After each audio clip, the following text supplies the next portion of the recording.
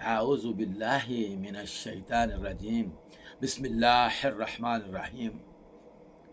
محمد عارف گل پاکش 2030 سے آپ بہن بھائیوں کی خدمت میں حاضر ہیں۔ سب سے پہلے سبھی کو میری طرف سے السلام علیکم ورحمۃ اللہ وبرکاتہ۔ آج بات کروں گا اخلاق و آداب کی۔ اخلاق و آداب کیسے ہونے چاہیے، اسلام نے ہمیں کیا سکھایا، اور نبی پاک صلی اللہ علیہ وآلہ وسلم کی فرمودات کی روشنی میں اخلاق و آداب پہ بات کروں گا۔ سب سے پہلے سبھی سے ریکویسٹ کروں گا کہ پاکش 2030 کو سبسکرائب کیجئے، لائک کیجئے، شیئر کیجئے، اور اس دعوت اسلامی کو عام کیجئے۔ یہ وہ دعوت ہے جو انبیاء والی دعوت ہے، جسے آج میں اور آپ اگر اس کو اپنائیں گے، عمل کریں گے اور آگے لوگوں تک پہنچائیں گے، گویا ہم نے اپنا حق ادا کرنے میں جو تھوڑی بہت کوشش کی ہوگی، انشاءاللہ تعالی رائے گاہ نہیں جائے گی۔ سب سے پہلے تو دیکھتے ہیں کہ وعدے کی پابندی کیا ہوتی ہے، اس کا مفہوم کیا ہے۔ وعدے کی پابندی سے مراد وعدے کو پورا کرنا یا عہد یا ذمہ داری کو نبھانا ہے۔ بھائیو اور دوستو، یہ جو ہم نے وعدہ کیا تھا، ایک عہد ہم سے لیا گیا تھا، کب لیا گیا تھا؟ نبی علیہ السلام کی آخری خطبہ میں آپ صلی اللہ علیہ وآلہ وسلم نے خدا کو گواہ بنا کر ہم سے کہا تھا کہ کیا جو لوگ اس وقت موجود، ہم سے مراد جو لوگ اس وقت موجود تھے، حاضرین کو کہا تھا کہ کیا میں نے قرآن آپ تک پہنچا دیا ہے؟ بھائی اور دوستو، ان سبھی نے اس بات کا عزم کیا تھا کہ یا رسول اللہ، آپ نے پہنچایا نہیں بلکہ اس کا حق بھی ادا کر دیا ہے۔ آپ نے پہنچایا بھی ہے اور اس کا حق بھی ادا کر دیا ہے۔ گویا اللہ کے نبی نے آسمانوں کی طرف دیکھا اور خدا کو گواہ بنا لیا اور ہم سے عہد لے لیا کہ آپ نے یہ پیغام آخرتی دنیا تک لے کے جانا ہے۔ تو دیکھنا یہ ہے کہ کیا میں اور آپ اس پہ عمل پیرا ہیں، کیا ہم خود بھی اس پہ کوشش کرتے ہیں یا نہیں، پیغام کو دوسروں تک لے جانے میں ہمارا کیا کردار ہے اور ہم کیا کر رہے ہیں۔ تو اس میں دو چیزیں ہمارے سامنے آئیں، ایک عہد کرنا اور دوسرا اس ذمہ داری کو نبھانا۔ اب دیکھتے ہیں کہ وعدے کی یہاں پہ دو قسم ہیں۔ اخلاق و آداب کے اندر یہ جو وعدے ہوتے ہیں، ان کی دو قسمیں یہاں پہ بیان کی جاتی ہیں۔ وہ کون سی دو قسمیں ہیں؟ وعدے کی پہلی قسم تو وہ ہے جو اللہ اور بندے کے درمیان ہے، جس کا اقرار اس نے کلمہ طیبہ لا الہ الا اللہ محمد الرسول اللہ پڑھ کے کیا تھا۔ یعنی یہ کہ وہ صرف و صرف اللہ ہی کی عبادت کرے گا، اسی کے سامنے اپنا ماتھا ٹیکے گا، اسی سے اپنی حاجات پوری کرنے کا بار بار تقاضا کرے گا، اور اس کی ذات میں کسی کو شریک نہیں ٹھہرائے گا، اس کی صفات کے اندر بھی کسی کو شریک نہیں ٹھہرائے گا۔ اب اگر ہم اللہ کو ایک نہ مانیں، اللہ کی ذات میں کسی اور کو شریک ٹھہرائیں، تو گویا ہم نے اس عہد کی پابندی نہیں کی، بلکہ گویا ہم نے اپنے اوپر ظلم کا ارتکاب کر لیا کہ ہم نے تو وعدہ کیا تھا کہ یا اللہ، ہم آپ کو ایک ہی مانیں گے۔ جب ہم نے کلمہ پڑھ لیا، اسلام میں داخل ہو گئے، تو اس کا مطلب صرف یہ نہیں کہ اپنا نام محمد عارف رکھ لیا، زبیر رکھ لیا، محمد خورشید رکھ لیا یا خورشید احمد رکھ لیا، نہیں، بلکہ اب ہم پہ ذمہ داریاں بھی عائد ہو جاتی ہیں۔ وہ ذمہ داریاں کیا ہیں کہ جب ہم نے کلمہ شہادت پڑھ لیا اور اس عہد کو اپنے اوپر جو ہے نا وہ عزم کے ساتھ قبول کر لیا کہ آئندہ کے بعد ہم اللہ صرف تجھے ہی کو مانیں گے اور تیری ہی بات کو آگے لے کر چلیں گے۔ بھائی اور دوستو، وعدے کی دوسری قسم کیا ہے؟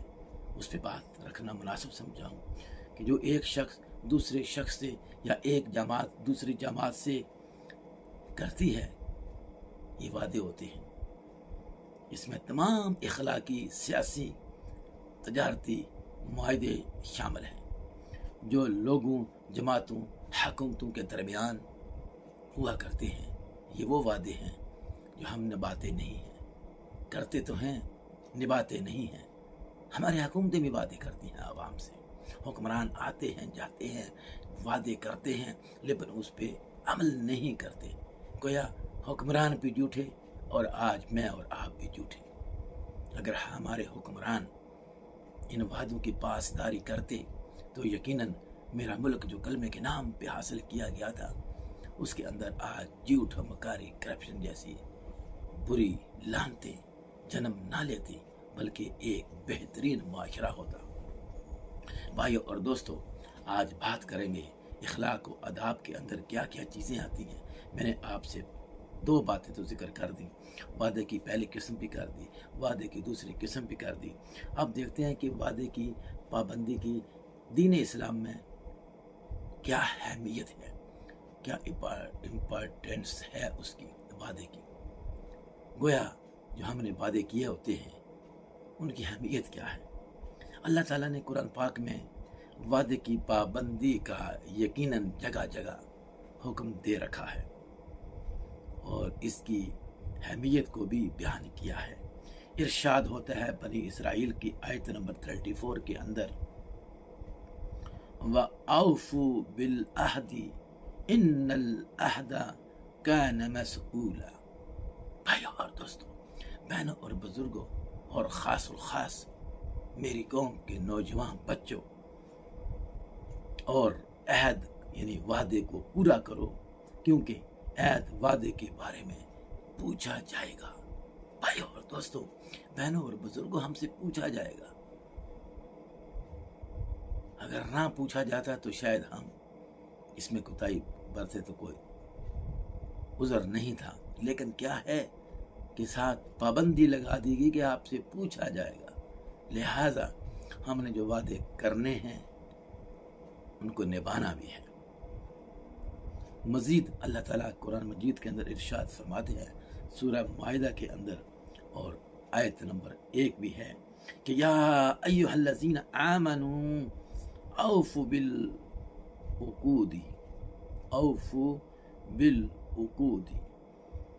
ترجمہ، اے ایمان والو، اپنے اقرار اور وعدوں کو پورا کرو، اپنے اقراروں کو، اپنے وعدوں کو، اپنے زبانوں کو جو آپ نے دی ہوئی ہیں، جن سے آپ نے لوگوں سے پرامزز کیے ہوئے ہیں، ان کو پورا کرو۔ بھائی اور دوستو، نبی علیہ الصلوۃ والسلام کی مختلف احادیث کی روشنی میں بھی وعدے کی پابندی کی بہت اہمیت ظاہر ہوتی ہے۔ مثلا آپ صلی اللہ علیہ وسلم نے فرمایا، اپنے بھائی سے ایسا وعدہ نہ کرو جسے تم پورا نہ کر سکو۔ بھائیوں اور بہنوں اور پیارے بزرگوں اور پیارے بچوں، ہمیں ایک دوسرے سے ایسے وعدے کرنے ہی نہیں چاہیے جن کو ہم پورا نہ کر سکیں۔ اگر ہم پورا کر سکتے ہیں تو ان کو پورا کرنا چاہیے۔ یقیناً اللہ کا حکم ہے، اللہ کے نبی کی سنت ہے کہ وعدوں کو پورا کرو۔ نبی علیہ الصلوۃ والسلام اور وعدے کی پابندی، دیکھتے ہیں کہ نبی علیہ الصلوۃ والسلام نے وعدے کی پابندی کے بارے میں کیا فرمایا۔ نبی علیہ الصلوۃ والسلام جب بھی وعدہ فرماتے تو ضرور پورا کرتے اور چاہتے تھے کہ دوسرا بھی اپنے وعدے کو پورا کرے۔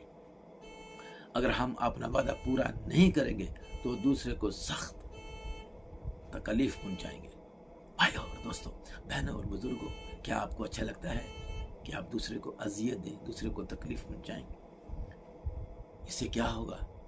ایک تو شرمندگی اس کے سامنے ہوگی کہ آپ نے اپنے وعدے کو پورا نہیں کیا، اور دوسرا اللہ کہ ہاں بھی ہم سرخرو نہیں ہوں گے، بلکہ ہم اللہ کے ہاں بھی جو ہے نا وہ ہمارا وہ وقار، وہ اہمیت نہیں رہے گی۔ اور تیسری بات، جس نبی کا ہم دعویٰ کرتے ہیں کہ ہم پیارے نبی حضرت محمد صلی اللہ علیہ وسلم سے پیار کرتے ہیں، انہوں نے تو کبھی بھی اپنے وعدوں کی پابندی سے انکار ہی نہیں کی، جو بھی وعدے کیے وہ پورے کیے۔ وعدہ خلافی کے اگر ہم مرتکب ہو گئے تو یقیناً اللہ اور رسول کی نظر میں بھی ہمارا کوئی مقام نہیں رہے گا۔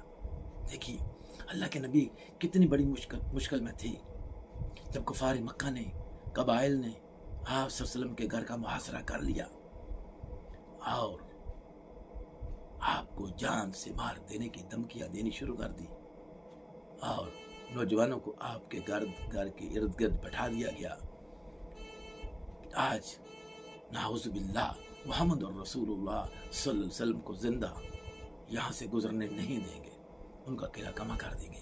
بھائیو اور دوستو، اس وقت بھی جب آپ صلی اللہ علیہ وسلم کو جان سے مار دینے کی دھمکی دی گئی تھی تو آپ صلی اللہ علیہ وسلم نے اپنے وعدوں کو کیسے پورا کیا؟ تاریخ اسلام ہمیں بتاتی ہے کہ آپ نے حضرت علی کرم اللہ وجہہ کو اپنے پاس بلایا اور کہہ دیا کہ اے علی، آج رات آپ کو میرے بستر پہ سونا ہے، اور صبح آپ نے یہ جو امانتیں میرے پاس رکھی گئی ہیں یہ ان لوگوں تک پہنچانی ہے جو وعدے میں نے ان سے کیے تھے، وہ آپ نے ان کی تکمیل کرنی ہے۔ تو آپ صلی اللہ علیہ وسلم وہاں سے اللہ ہی کی قدرت کے ساتھ بحفاظت وہاں سے نکل آئے، اور صبح حضرت علی کرم اللہ وجہہ نے وعدوں کے مطابق جو امانتیں تھیں انہی کفار کو جو آپ کے جان کے دشمن تھے ان کے حوالے کی۔ آپ کیا سمجھتے ہیں؟ ایک جان کی پڑی ہو اور دوسری طرف ان کی امانتیں ان کو اسی صداقت کے ساتھ واپس کی جا رہی ہوں۔ کیا تاریخ اسلام میں یا دنیا کی تاریخ میں کہیں آپ کو ایسا کوئی شخص ملے گا کہ جو اپنے ہی دشمنوں کی امانتیں بالکل اسی طرح 100% جس طرح وصول کی تھی اسی طرح ان کے ساتھ واپس کی جائے، اور مختلف معاہدوں کے اندر جو وعدے کیے تھے ان کو پورا کیا، چاہے کتنا ہی نقصان کیوں نہ ہوا ہو؟ بھائیوں اور دوستوں، بہنوں اور بزرگوں، ہمیں بھی اپنے روزمرہ کے وعدوں کی پابندی کرنی چاہیے۔ ہجرت مدینہ کے بعد رسول اللہ صلی اللہ علیہ وسلم نے مدینہ میں امن کی خاطر یہودی اور دیگر قبائل سے جو وعدے کیے تھے، جو معاہدے کیے تھے، جو تاریخ اسلام میں میثاق مدینہ کے نام سے مشہور ہے، آپ صلی اللہ علیہ وآلہ وسلم نے ان تمام وعدوں کو پورا کیا تھا۔ مسلمانوں نے ان معاہدوں کی پابندی کی، لیکن یہودیوں نے اس کو ٹائم ٹو ٹائم توڑ دیا، اور بالآخر کیا ہوئے؟ رسوا ہوئے، ذلیل ہوئے، اور پھر جنگیں ہوئیں اور ہار ان کا مقدر بنی۔ بھائی اور دوستو، اسی طرح سن 2 ہجری میں رسول اللہ صلی اللہ علیہ وسلم نے کفار مکہ کے ساتھ ایک معاہدہ کیا جو صلح حدیبیہ کے نام سے اسلامی تاریخ کے اوراق میں موجود ہے۔ حضور علیہ الصلوۃ والسلام نے نہ خود کبھی اس معاہدے کی خلاف ورزی کی اور نہ ہی مسلمانوں کو کرنے دی، بلکہ اس پہ پورا پہرا دیا، اور وہ تمام وعدے جو آپ صلی اللہ علیہ وسلم نے یہودیوں سے یا قریش مکہ سے کیے تھے وہ پورے کیے۔ ہمیشہ کفار مکہ ہی اس معاہدہ کی خلاف ورزی کرتے رہے، اور اس معاہدے کو توڑنے کا اعلان بھی انہی کی طرف سے آیا۔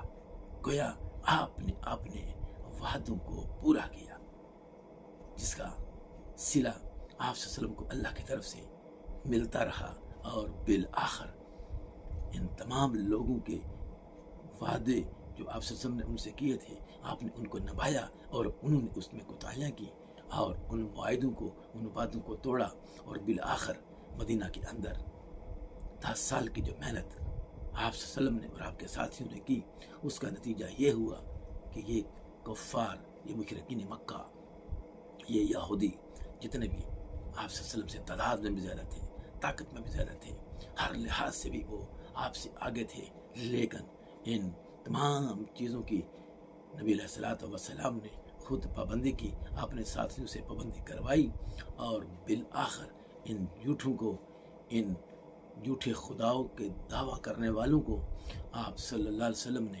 بالآخر 10 سال کے بعد مکہ کو بغیر جنگ کے فتح بھی تو کر دیا تھا. اس کے اندر یہی حکمت تھی. بھائیوں اور دوستوں، وعدے کی جو پابندی ہوتی ہے، اس کے جو بینیفٹس ہوتے ہیں، جو فوائد ہوتے ہیں، دیکھتے ہیں تاریخ کے اسلام کی روشنی میں وہ کیا ہے. وعدہ پورا کرنے سے کیا ہوتا ہے؟ انفرادی اور اجتماعی دونوں فوائد حاصل ہوتے ہیں. معاشرے میں بہتری پیدا ہوتی ہے، لوگوں کا ایک دوسرے پر اعتماد بڑھتا ہے، معاشرے میں بھروسے اور ایمانداری کی فضا قائم ہوتی ہے. اللہ اور اس کا رسول بھی صلی اللہ علیہ وسلم بھی راضی ہوتے ہیں. وعدہ پورے کرنے والوں کے لیے آخرت میں بھی اجر عظیم ہے. بھائی اور دوستوں، بہن اور بزرگوں، جو میں نے آپ کے سامنے اخلاق کے بارے میں جو بات رکھی، جو وعدوں کے بارے میں جو بات رکھی، قرآن و حدیث کی روشنی میں مختصر سا میں نے اس پہ تھوڑی سی بات رکھی، سمجھانے کی کوشش کی کہ اپنی اخلاقیات کو بہتر کیجیے اور اپنے وعدوں کو پورا کیجیے. یقیناً اخلاقی قدریں انسان کو زمین سے آسمانوں کی طرف لے جاتی ہیں، اور ایک وقت ایسا بھی آتا ہے کہ اخلاق آپ کو بہت بڑا عزت کا مقام دلواتے ہیں. حضرت علیہ الصلوۃ والسلام کے بارے میں کسی نے حضرت عائشہ سے پوچھا کہ بتائیے محترمہ، نبی علیہ الصلوۃ والسلام کے اخلاق کیا تھے؟ بھائی اور دوستوں، بہنوں اور بزرگوں، آپ رضی اللہ تعالی عنہ نے فرمایا کہ کیا تم نے قرآن نہیں پڑھا؟ بولا پڑھا ہے. بولا پڑھا ہے تو پھر میرے سے کیوں پوچھ رہے ہو؟ اس میں تو واضح لکھا ہوا ہے انک لعلی خلق عظیم، کہ آپ اخلاق کی اعلیٰ ترین درجے پر فائز ہیں. بھائی اور دوستوں، اخلاق ہی انسان کو سنوارتا ہے، اور اخلاق ہی سے معاشرے میں امن آتا ہے اور اصلاح معاشرہ ہوتا ہے. بد اخلاقی، بد امنی معاشرے کو بے چینی اور پریشانیوں کی طرف دھکیل دیتی ہے.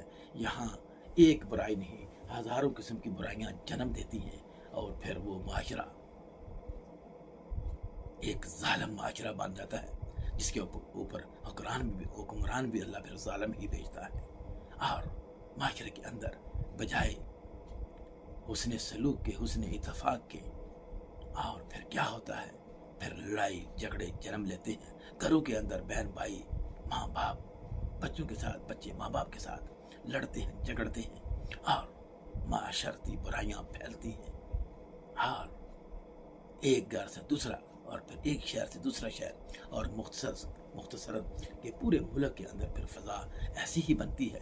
یہاں پہ جھوٹ کی بھرمار ہو، جھوٹے وعدوں کی بھرمار ہو، اخلاقی قدریں جو ہے بالکل ختم ہو چکی ہوں، اور پھر جو ہے معاشرہ بالکل تباہی کی طرف جا رہا ہو. تو پھر انسانوں کو چاہیے، مسلمانوں کو چاہیے، جو اللہ کو ایک مانتے ہیں اور نبی علیہ الصلوۃ والسلام کو اپنا مخزن مانتے ہیں اور آخری نبی تسلیم کرتے ہیں کہ آپ خاتم النبیین ہیں، آپ کے بعد کوئی نبی نہیں آئے گا. تو بھائیوں اور دوستوں، بہن اور بزرگوں اور پیارے بچوں، ہمیں نبی علیہ الصلوۃ والسلام کے وہ اخلاق اور وہ آداب یاد رکھنے چاہیے، ان کو اپنے ٹپس پہ رکھنا چاہیے. جب کبھی بھی روزمرہ کے معاملات کے اندر اس طرح کی بات آ جائے، وعدہ آ جائے، اخلاق سے بات کرنا آ جائے، تو پھر یقین مانیے وہ معاشرہ، وہ قوم ترقی کی طرف بڑھتی ہے، اور اللہ اور اس کے رسول کے ہاں بھی اس کا ایک مقام ہوتا ہے. آج میں اور آپ جو ذلیل و خوار ہو رہے ہیں، اس کی مین وجہ ہی یہی ہے کہ معاشرے کے اندر امن و سکون بالکل ختم ہو چکا ہے، اخلاقی قدریں بالکل دفن ہو چکی ہیں، اور ادب و احترام تو دور کی بات، ایک دوسرے کے ساتھ بات کرنا بھی برداشت نہیں کرتے. ہمارا پارا اتنا گرم ہو جاتا ہے، اتنے ہم ہائپر ہو جاتے ہیں کہ ہم ایک دوسرے کو گالی گلوچ تو کیا بلکہ جان سے مار دینے کی دھمکیاں دینے شروع کر دیتے ہیں. میں اللہ سے دعا کرتا ہوں کہ اللہ تعالیٰ مجھے اور آپ کو بھی وہ اخلاقی قدریں، وہ ادب و آداب و احترام جو اللہ کے نبی نے ہمیں سکھایا، جو قرآن میں موجود ہے، اس پہ چلنے کے لیے ہمارے لیے رائے آسان فرمائے، اور ہمیں ایک دوسرے کے ساتھ بات کرنے کی بھی توفیق عطا فرمائے، تاکہ ہم ایک دوسرے سے جب اچھی بات کریں گے، اخلاق سے بات کریں گے، ادب سے بات کریں گے، تو دوسرا بھی ہماری بات کو سنے گا، ہضم کرے گا، اور پھر اس پہ غور و فکر کرے گا۔ کیا آپ اور میں آج آگے بڑھنے کے لیے اس معاشرے میں اخلاق کو عام کرنے کے لیے، یہاں پہ بد امنی، بد اخلاقی عام ہو چکی ہے، وہاں اصلاح معاشرہ کرنے کے لیے آگے بڑھیں گے؟ ضرور آگے بڑھیں گے۔ آپ تمام بھائیوں سے درخواست ہے کہ یہ جو چینل ہے فکر آخرت، اور ہم سے حساب لیا جائے گا، اس کو پروموٹ کریں، اس کو سبسکرائب کریں، اس کو لائک کریں، اس کو شیئر کریں۔ یہ نیکی کا ایسا عمل ہے جس کو ہم آگے لے کر چلیں گے، خود بھی اصلاح معاشرہ کریں گے، خود بھی اخلاق پہ عمل کریں گے، ادب و احترام کو مد نظر رکھیں گے، تو یقیناً ہمارے بچے بھی، ہمارے بہن بھائی بھی، اور پھر ہمارے عزیز و اقارب بھی، اور پھر دوست و احباب بھی، اور پھر یہ عام عوام بھی جب اصلاح معاشرہ کی طرف آگے بڑھے گی تو یہ قوم ترقی کرے گی، یہ قوم اللہ کے ہاں بھی مقبول ہوگی، اور قیامت کے روز اس نبی پاک جس کا ہم دعویٰ کرتے ہیں، جس کے ہم محسن ہیں، جس کو ہم پیار سے اپنی جانیں بھی لوٹانے کے لیے تیار ہیں، اگر ہم ان تمام چیز پہ عمل کریں گے تو انشاءاللہ حوض کوثر کے اس پانی سے جو دنیا کے اندر اس کی ایک بوند بھی اگر آدھی ڈال دی جائے تو یہ دنیا کا پانی اتنا شیر، اتنا میٹھا ہو جائے، اتنا سفید ہو جائے کہ سورج کی روشنی بھی وہاں پڑ جائے۔ بھائیوں اور دوستوں، کیا ہمیں اپنے پیارے نبی کے ہاتھوں سے وہ حوض کوثر نہیں پینا چاہیے؟ بھائی پینا چاہیے۔ اور سسپینس یہ ہے اس کو پانی کو پینے کے لیے ہمیں نبی علیہ السلام کی اخلاقیات پہ عمل کرنا پڑے گا، تاکہ یہ معاشرہ بھی سرخرو ہو سکے، اور ہم بھی دنیا کے اندر بھی اور اخروی زندگی میں کامیاب ہو سکیں۔ کیا میں اور آپ آگے بڑھیں گے؟ انشاءاللہ ضرور بڑھیں گے۔ اللہ تعالی ہمارے ان کاوشوں کو قبول فرمائے۔ آمین آمین ثم آمین۔